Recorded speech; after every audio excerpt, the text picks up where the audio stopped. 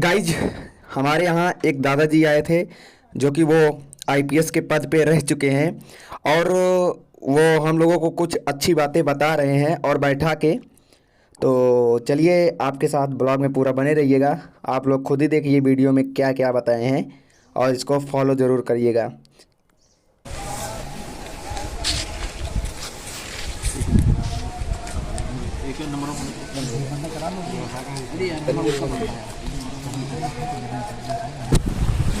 विचार गोष्ठी का आयोजन है। निकलेगा वैसे कहने मतलब आ रहा है। वही जादू मदारी देखे खो तो सब टाइम निकल गया उसे। इस विचार गोष्ठी में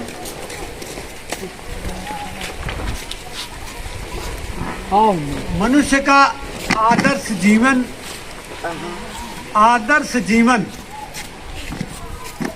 की वास्तविकता क्या है, वाकई मानव जीवन की यथार्थता क्या है, सत्य क्या है। अगर हम सभी लोग जानने का प्रयास करें और उसको जान करके अगर हम सुबह जागने से लेकर सायंकाल सोने तक अगर इसका पालन करें तो शायद हम सभी लोग बहुत बड़े दुख से दूर हो सकते हैं। वास्तविकता ये है कि जब हम सत्य को नहीं जानते हैं, असत्य के मार्ग पर चलते हैं, झूठ के मार्ग पर चलते हैं, मिथ्या जो झूठ है, असत्य है, उसके मार्ग पर जब हम चलते हैं तो हमारी दुर्गति कम नहीं होती और हम उस दुर्गति के शिकार हो जाते हैं और जीवन पर्यंत हम सदैव गरीबी से, अशिक्षा से, एक अच्छे इंसान बनने से वंचित रह जाते हैं। इसलिए हर व्यक्ति को जरूर इस बात को सोचना चाहिए कि किसी की बातों पर विश्वास ना करो। किसी ने कुछ कह दिया, उसकी बात सुन लीजिए, विचार करिए कि बिना विचारे उसकी बात को मानना अपने पैरों में कुल्हाड़ी मारना है, अपने को नुकसान करना है। किसी ने कुछ कहा, ठीक है, उसने कहा, आपने सुन लिया, लेकिन विचार करिए तब उसको मानिए। अब बिना विचारे जो करे सो पाछे पछताए, कहा गया कि नहीं कहा गया? बिना विचारे जो करे सो पीछे पछताए। जीवन में आदमी सदैव भटकता रहता है, परेशान रहता है और पूरा जीवन भटकते भटकते परेशान होकर के अपने जीवन को अंतिम समय तक बर्बाद कर देता है। अब बाद में जब वो मृत्यु के नजदीक पहुंचता है, अगर वास्तविकता जान जाता है, सत्य क्या है, तो पछताने के अलावा कुछ मिलता नहीं। देखिए, मैं बेटा तुम भी बैठ जाओ। देखिए, मैं आपके सामने हम सभी लोगों को प्रकाश कौन दे रहा है? कौन दे रहा है? सूर्य दे रहा है। हम अपने इस सूर्य से जो हमको आपको प्रकाश दे रहा है, सूर्य कभी भी कोई भी जीव जंतु हो, इंसान हो, स्त्री पुरुष हो, बच्चे बूढ़े बुजुर्ग हो,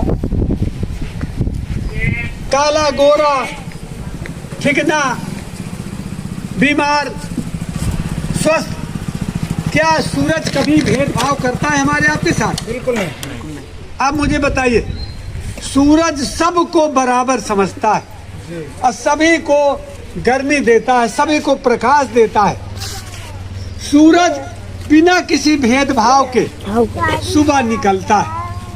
हम सभी लोग देखते हैं, कोई भेदभाव करता है? बिल्कुल भेदभाव करता है कि भैया ये मुसलमान है, ये हिंदू है, ये क्रिश्चियन है, तो उसके लिए मैं अलग से निकलूंगा, उसके लिए अलग से व्यवहार करूंगा। चाहे कोई किसी धर्म का हो, चाहे बूढ़ा हो, बुजुर्ग हो, चाहे वो कोई भी व्यक्ति हो, कोई भी जीव जंतु हो, सूरज सबके लिए प्रकाश देता है और सबके लिए शुभकामनाएं देता है, सभी के लिए ऊर्जा देता है और सभी के लिए सूरज रोज आशीर्वाद देता है कि सभी लोग संसार में सुखी हो, संपन्न हो, सभी लोग खुशहाल हो। सूरज से अगर हम आप सीखें, सूरज सबको प्रकाश देता है, तो हमको आपको भी बिना भेदभाव के सबके साथ अच्छा व्यवहार करना चाहिए। किसी को दुखी नहीं करना चाहिए, किसी को परेशान नहीं करना चाहिए, किसी के प्रति ईर्ष्या नहीं करना चाहिए, किसी के साथ क्रोध नहीं करना चाहिए, किसी का नुकसान नहीं करना चाहिए, किसी को कोसना नहीं चाहिए। सदैव सूरज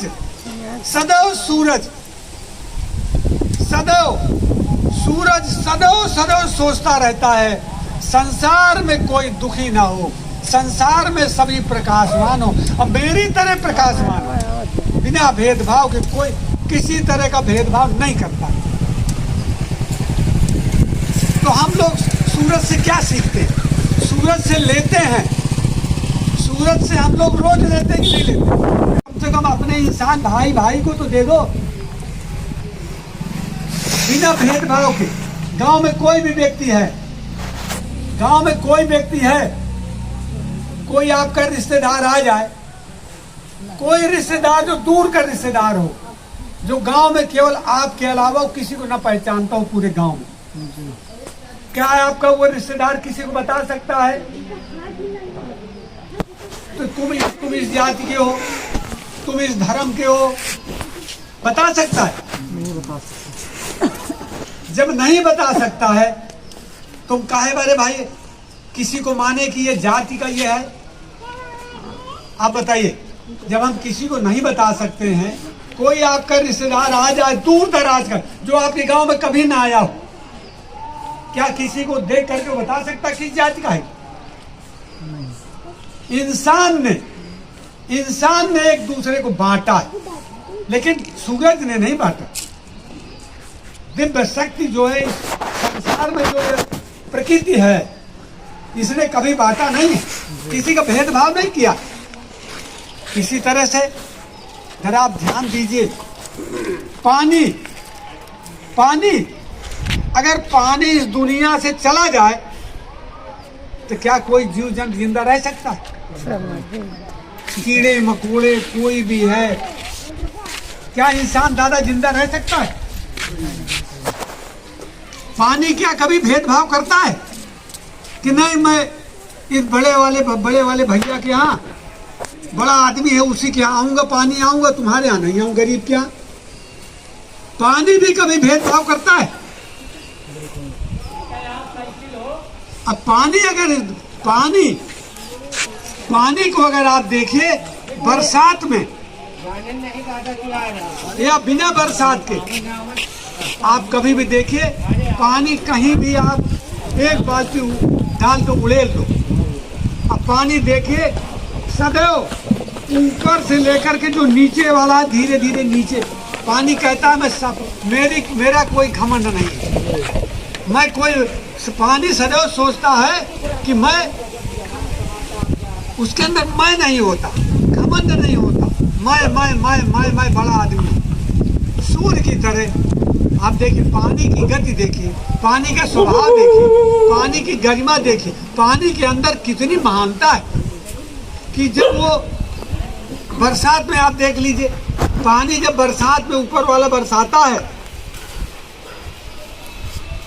है, अब पानी बरसने लगता है तो देखिए रास्ते में रास्ते में जो भी गंदा भी मिल जाए, अच्छा भी मिल जाए, सबको अंदर अपने अंदर गंदगी भी, हर तरह की गंदगी भी अपने अंदर डालता जाता है और जा करके नदी में मिल गया।